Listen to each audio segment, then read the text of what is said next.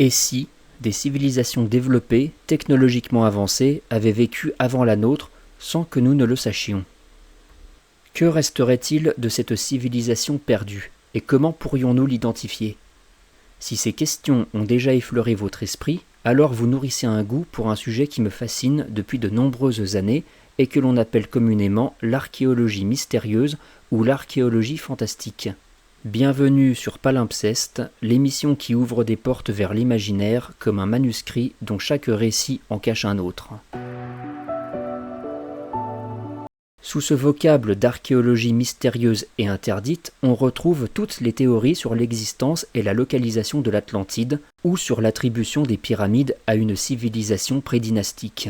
Ce vocable englobe même l'idée selon laquelle le Sphinx aurait été construit il y a plus de 10 000 ans, l'existence d'outils métalliques en des temps reculés, les cartes montrant l'Antarctique sans son manteau de glace qui recouvre pourtant ce continent depuis des millions d'années, des cataclysmes comme le déluge qui aurait rayé des empires de la Terre, un savoir ésotérique partagé entre toutes les cultures au long de l'histoire et qui se manifeste par des symboles et des mythes communs, l'existence d'une civilisation supérieure et inconnue qui aurait instruit les civilisations moins avancées il y a des milliers d'années, et même des visiteurs des étoiles qui auraient guidé l'éveil et le développement de l'humanité.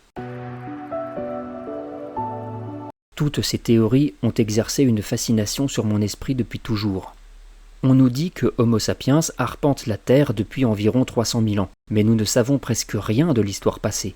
Qu'a-t-il bien pu se produire pendant une période aussi longue? Qu'a fait Homo sapiens pendant 290 000 ans, avant qu'il n'élabore des systèmes d'écriture, d'élevage d'animaux et de culture des plantes il y a seulement 10 à 12 000 ans? Lorsque l'on pose cette question, on mesure toute l'étendue des lacunes de nos connaissances sur notre propre espèce. Ces questions me donnent le vertige. Le même vertige qui m'avait saisi lorsque, enfant, j'avais appris que l'univers était infini et en expansion. Même aujourd'hui, ce concept d'infini me laisse rêveur. Notre corps est borné par une frontière palpable, notre peau. Notre vie est bornée par une frontière temporelle, notre espérance de vie.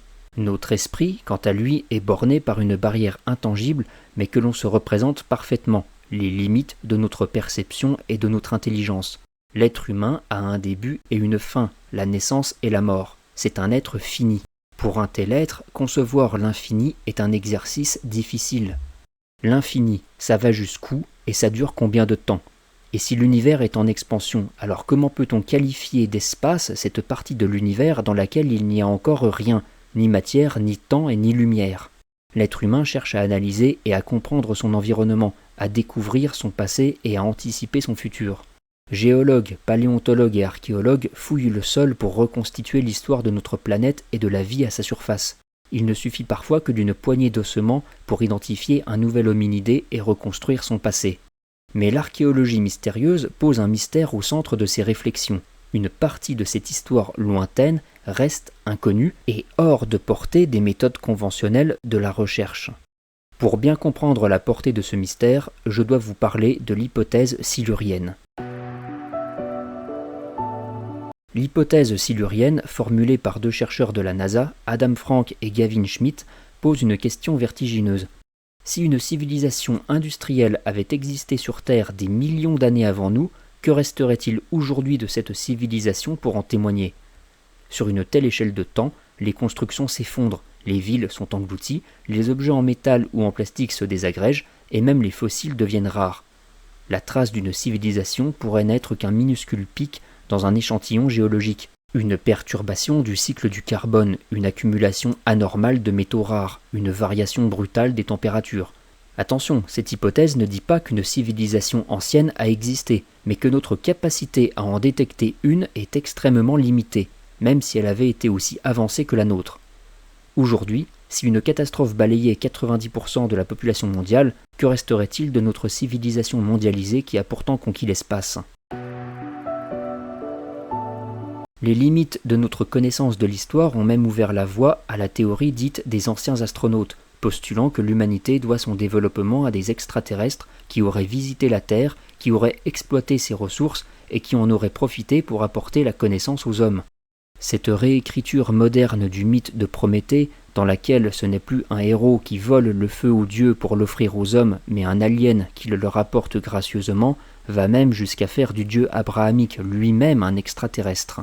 On trouverait des traces de ces visites de vaisseaux extraterrestres à travers des tableaux des siècles passés, des peintures rupestres ou encore les livres mythologiques comme le Mahabharata qui décrirait des vaisseaux spatiaux nommés Vimanas qui seraient des chars célestes abritant le séjour des dieux venus d'ailleurs.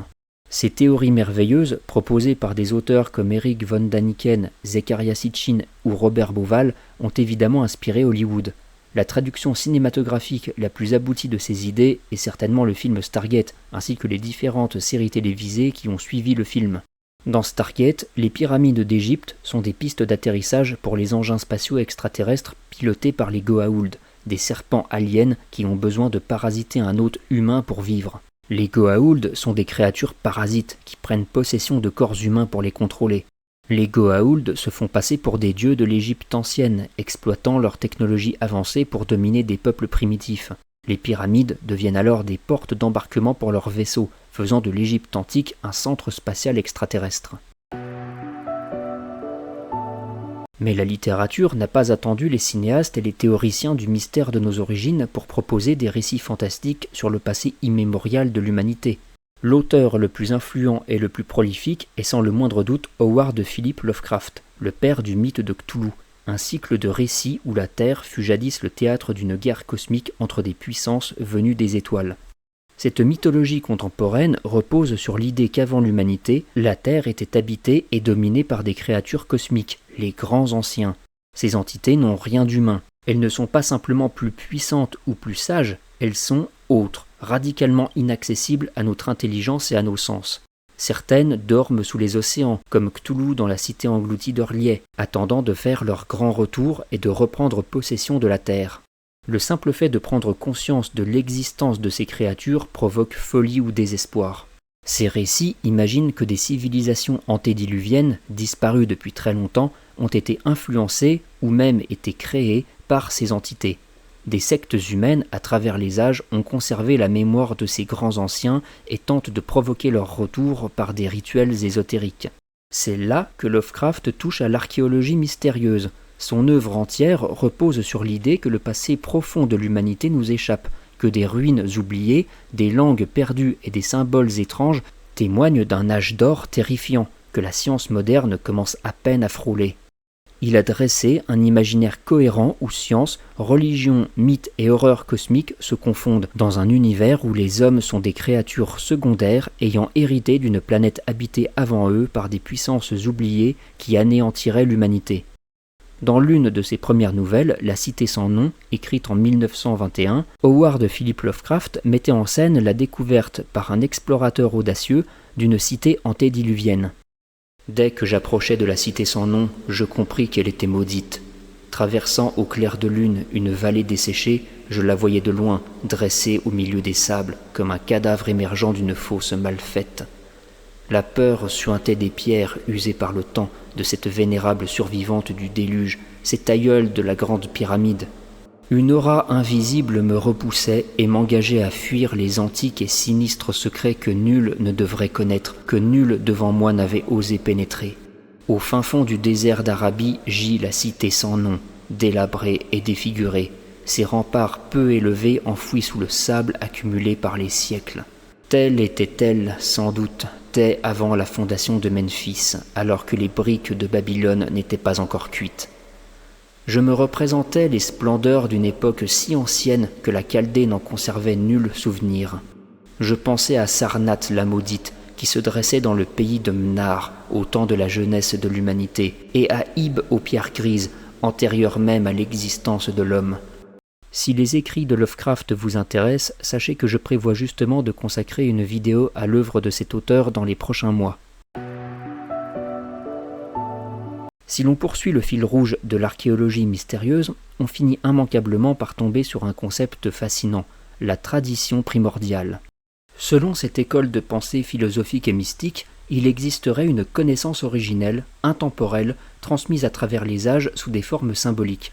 Une sorte de vérité première, antérieure à toutes les religions, à toutes les philosophies et même à toutes les civilisations. Une vérité divine.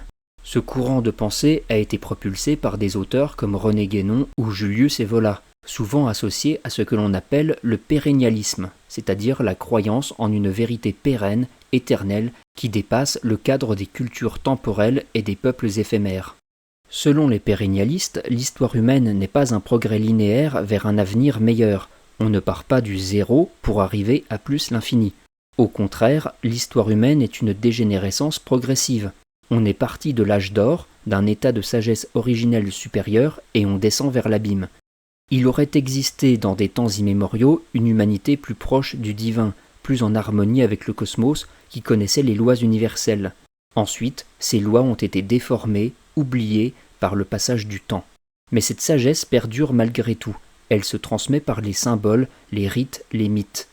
Les mandalas orientaux, les rosaces gothiques, les ziggourats mésopotamiennes, la croix chrétienne, les labyrinthes gravés dans les pierres ou les motifs des temples hindous seraient autant de reflets d'un savoir caché transmis par ceux qui savaient, les initiés. Dans cette perspective, les traditions religieuses du monde entier, du taoïsme au christianisme en passant par le soufisme ou le chamanisme, seraient les branches divergentes d'un même arbre, enracinées dans une vérité métaphysique commune. Ce qui me fascine dans cette idée, c'est qu'elle retourne complètement notre regard sur le passé. Ce n'est pas l'avenir qui détient la clé de notre évolution, mais le passé. Et les mythes anciens que l'on juge naïfs ou symboliques portent en réalité la trace d'un savoir oublié, exprimé dans un langage que nous ne comprenons plus. Dans cette vision du monde où une vérité oubliée traverse les âges sous forme de symboles, l'histoire elle-même n'est plus un simple enchaînement de dates et d'inventions. Elle devient cyclique, elle tourne sur elle-même, reproduit les mêmes schémas, les mêmes réalisations, les mêmes destructions et surtout les mêmes oublis. On parle alors des âges de l'humanité, l'âge d'or, l'âge d'argent, l'âge de bronze et enfin l'âge de fer qui serait la caractéristique de notre époque. C'est une vision que l'on retrouve aussi bien chez les Grecs anciens, chez les Latins et dans les textes hindous comme les Puranas. Chaque âge correspond à un éloignement progressif du sacré, de la connaissance de la vérité, de la transcendance. L'âge d'or est celui de l'unité, de l'harmonie entre les hommes et le cosmos. René Guénon dirait que l'homme et le monde se solidifient à mesure que le temps passe. Puis, à mesure que les âges s'écoulent, la conscience se fragmente davantage, les conflits se développent, les civilisations chutent, jusqu'à ce qu'un cataclysme final efface tout et que le cycle recommence. Dans cette conception, le progrès n'est pas linéaire. On ne va pas de la bougie à la centrale nucléaire, ni du chariot à la voiture Tesla. Au contraire, chaque société monte, atteint un sommet, parfois en secret, parfois dans l'ombre du mythe, puis chute, broyée par le temps, les guerres, les séismes ou les déluges. Et ce qui me trouble le plus, c'est cette idée que l'humanité passe son temps à réinventer la roue, à rebâtir ce qui a déjà été bâti, à redécouvrir ce qui fut autrefois compris et maîtrisé par les anciens peuples. C'est comme si la mémoire de l'espèce humaine était régulièrement réinitialisée, ou rebootée comme diraient les informaticiens, pour libérer de l'espace mémoire, effacer les bugs et relancer le programme. C'est comme si nous étions des héritiers amnésiques qui reconstruisent la civilisation sur des ruines. C'est une vision vertigineuse qui va à l'encontre du mythe moderne du progrès continu. Ce mythe qui nous rassure, qui nous dit que tout ira mieux demain, que la technologie résoudra tout, que le passé est barbare et que l'avenir sera lumineux, que demain sera mieux qu'hier. Mais si les cycles cosmiques disent vrai, alors l'oubli est la règle et le progrès est une exception temporaire. Et surtout, notre civilisation n'est pas la plus grandiose qui ait vécu sur Terre. Le pérennialisme donne le vertige. On repense à ces mythes de civilisations perdues, comme celle de Mu ou de l'Atlantide. On se demande si les blocs de granit de l'ancienne Égypte n'ont pas été taillés par des moyens insolites, et on se plaît à penser qu'il était une fois où l'homme, plus proche de Dieu, pouvait mouler la pierre comme de la matière molle. Tout comme les théories autour de l'archéologie mystérieuse, le pérennialisme entretient l'idée que les traces de plusieurs grandes civilisations ont été recouvertes, effacées puis réinterprétées par d'autres peuples. L'histoire entière de l'humanité serait un gigantesque palimpseste, un document qui aurait été gratté, sur lequel on aurait réécrit au cours du temps, puis qui aurait à nouveau été effacé pour que l'on puisse réécrire dessus. C'est avec ces questions en tête que de nouveaux conteurs sont apparus sur les plateformes d'hébergement de vidéos comme YouTube, des créateurs de contenu qui questionnent une histoire lointaine qui les passionne. Ce sont des explorateurs des marges de l'histoire, des conteurs de merveilles archéologiques, des narrateurs d'hypothèses anciennes, des partisans d'une histoire revisitée. Il existe de nombreuses appellations pour les désigner. Sur le web francophone, il me semble qu'ils ont opté pour le nom de chercheurs de vérité. Ils ont souvent des points de vue qui s'opposent, mais leur point commun, c'est que quelque chose les intrigue dans le grand récit de notre histoire. Personnellement, je ne regarde pas de séries télévisées, car j'ai du mal à maintenir mon intérêt pour un scénario qui s'étale sur des mois et des mois, voire sur des années. En revanche, j'adore écouter Julie Couvreur nous parler des mystères de l'Égypte, du Pérou, des civilisations perdues, des techniques de taille du granit, des dernières nouvelles concernant le site de Göbekli Tepe, et j'aime aussi écouter Graham Hancock nous expliquer à quoi pouvait bien ressembler le monde avant le cataclysme du Trias récent. Ces narrateurs du merveilleux s'opposent souvent aux historiens et archéologues diplômés, conservateurs d'une chronologie linéaire, alors que leur démarche n'a rien à voir, bien que les deux camps traitent du même sujet. Les chercheurs de vérité sont motivés par ce besoin très humain de relier le présent à un passé mythique, techniquement avancé et spirituellement riche, tandis que les archéologues ne veulent affirmer que ce qu'ils peuvent dater et fouiller. Les voies alternatives répondent à un besoin profond, magnifier le réel par le mystère, remettre du mythe dans une histoire bornée par des dates. Dans un monde où tout semble déjà expliqué, balisé et catalogué, ces récits offrent une brèche, une échappée belle dans un passé grandiose, oublié et sacré. Et sans forcément le savoir, ces conteurs prolongent l'intuition de la tradition primordiale chère aux pérennialistes. Graham Hancock ne cite pas René Guénon, il ne parle pas d'âge d'or spirituel ou d'une connaissance supérieure et éternelle transmise à travers les symboles, mais il imagine une humanité oubliée, avancée, qui aurait disparu à la suite du cataclysme du Trias récent et qui aurait voyagé à travers le monde pour transmettre des bouts de connaissances aux peuples primitifs avant de disparaître sans laisser de traces, ou si peu. Les indices de cette civilisation perdue et de son savoir seraient les Up Arts, pour Out of Place Artifacts, des objets retrouvés dans des contextes archéologiques où ils ne devraient théoriquement pas exister. On parle d'objets trop avancés pour leur époque ou placés dans des strates géologiques incohérentes. Parmi les exemples les plus célèbres, on trouve le mécanisme d'Anticythère, une machine astronomique grecque vieille de 2000 ans, capable de prédire les mouvements des étoiles et les phases de la Lune, la pile de Bagdad, supposée produire de l'électricité dans l'Antiquité, la mystérieuse carte de Piri Reis, qui représenterait les côtes de l'Antarctique avant qu'elles ne soient recouvertes de glace. Les crânes de cristal, des sculptures de crânes en cristal de roche réputées impossibles à réaliser avec les outils de l'époque, ou encore les sphères de Klerksdorp, des petites sphères métalliques trouvées en Afrique du Sud dans des formations géologiques datant de plusieurs milliards d'années. Certaines présentent des stries régulières. On soupçonne un phénomène naturel, mais le doute subsiste chez certains passionnés. Lorsque j'ai eu Internet pour la première fois en 2006, alors que j'étais adolescent, je passais beaucoup de temps sur des vieux sites Internet qui parlaient déjà d'archéologie mystérieuse. Naturellement, ces sites présentaient les Up Arts, et je les connaissais quasiment tous. Depuis, leur origine a été expliquée ou leur existence a tout simplement été réfutée. La plupart de ces objets ont reçu des explications rationnelles ou ont été reclassés comme des faux ou comme des objets mal interprétés, mais ils continuent de fasciner ceux qui croient à un palimpseste plus ancien et plus complexe de l'histoire humaine. C'est là que ça coince. C'est que l'histoire, il ne faut pas trop y toucher. Et l'histoire est pour beaucoup maintenant, et je sais que là je suis sur un terrain très glissant, l'histoire c'est un peu un système de croyance auquel on se rattache pour éviter de se poser certaines questions. Voilà. Non, mais pour mettre les pieds dans le plat, Ouais. votre travail... C'est ce qu'on vient de faire là, non, un peu. Oui, mais casse complètement le mythe du progrès. C'est ça. C'est-à-dire qu'on l'a quand même dans notre époque, depuis la modernité, disons, cette idée comme ça que l'humanité va toujours vers du mieux, en tout cas. Mais là, non, clairement, on voit qu'il y a à minima des ruptures, mais des ruptures qui ne sont pas du tout c'est pas des petits machins, c'est des gouffres. On a le sens du progrès qui fait que c'était toujours moins bien avant.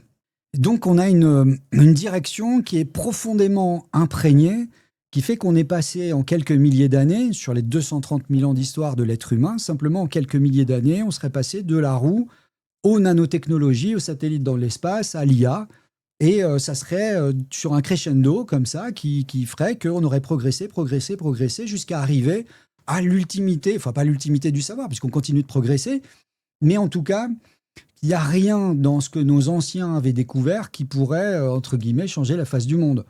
On ne sait pas comment la Grande Pyramide a été faite, on ne sait pas comment les chambres de Barabar ont été construites, mais bon, elles sont là, puisqu'elles datent d'une époque où on avait nécessairement des moyens rudimentaires, des techniques rudimentaires.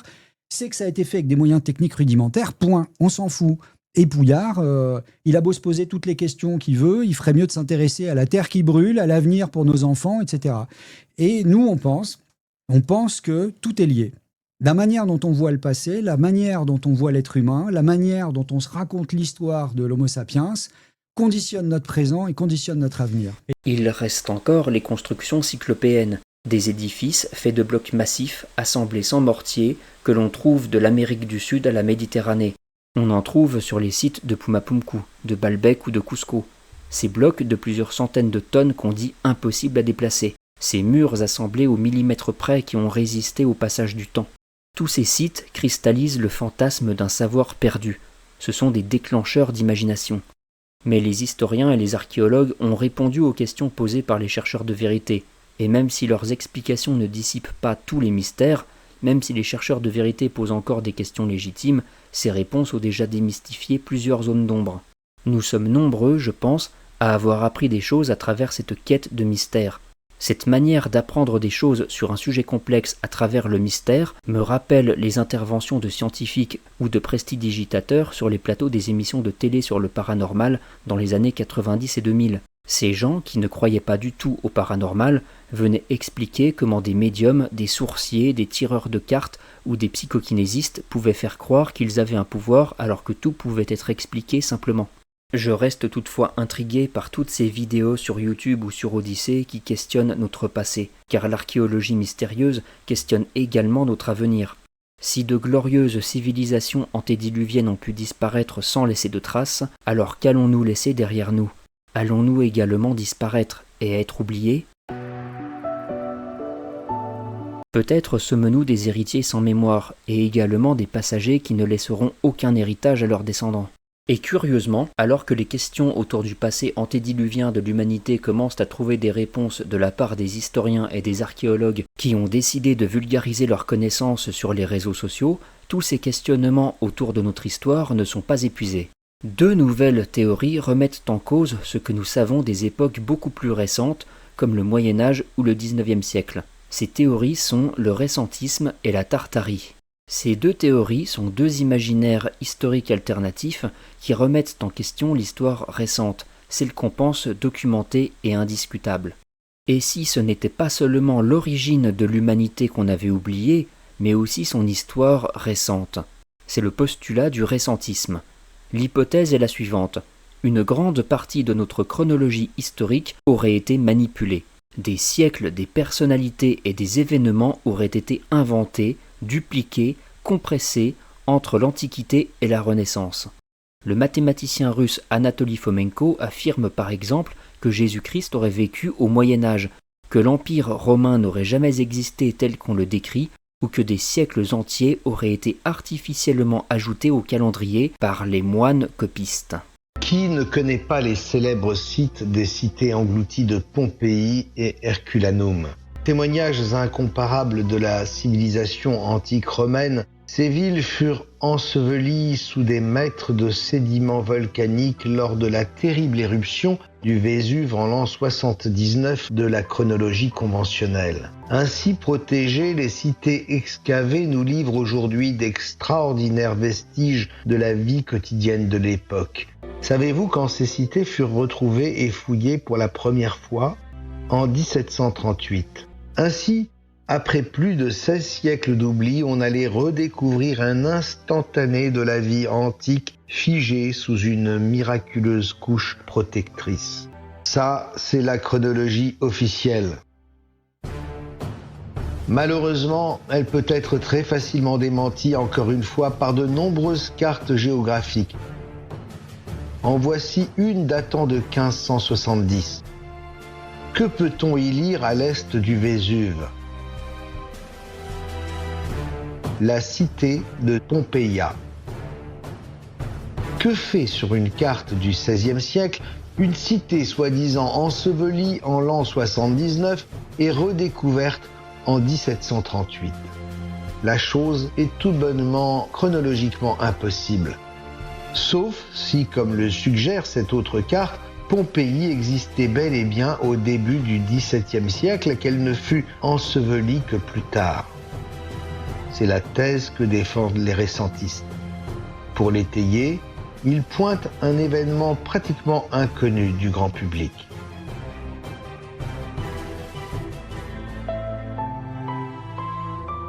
Dans sa vie tumultueuse, le Vésuve connut de nombreuses éruptions. L'une d'elles, parfaitement décrite, fut aussi dévastatrice que celle de l'an 79, mais elle date d'une époque infiniment plus proche de nous. Sur les pentes du Vésuve, sur la route de Torre Annunziata, on peut observer une plaque de marbre gravée d'une épitaphe commémorant une terrible éruption du volcan. Dans la liste des villes ayant subi des ravages, on peut lire très distinctement deux noms, ceux de Pompeios et d'Herculanum. Sommes-nous en face d'une épitaphe antique se rapportant à l'éruption de l'an 79 ? Eh bien, pas du tout. Cette plaque fut apposée en 1635, quelques années après une éruption qui dévasta la région en 1631. Et effectivement, selon les documents d'époque, elle ensevelit bien deux cités censées pourtant avoir été abandonnées depuis des siècles. Pompéi et Herculanum.